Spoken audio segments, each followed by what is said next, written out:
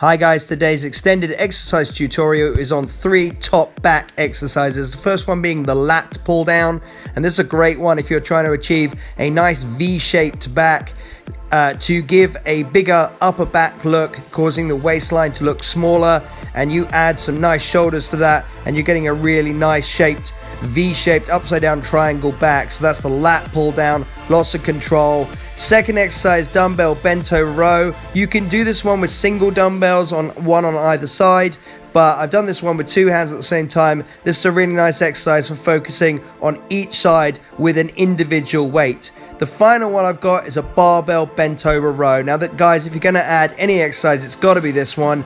This one really adds some nice thickness to the upper back, and because of the barbell, you can lift a lot more weight with it. Lat pull down, dumbbell bent over row, and a reverse grip barbell row to add that thickness and shape for a great looking back.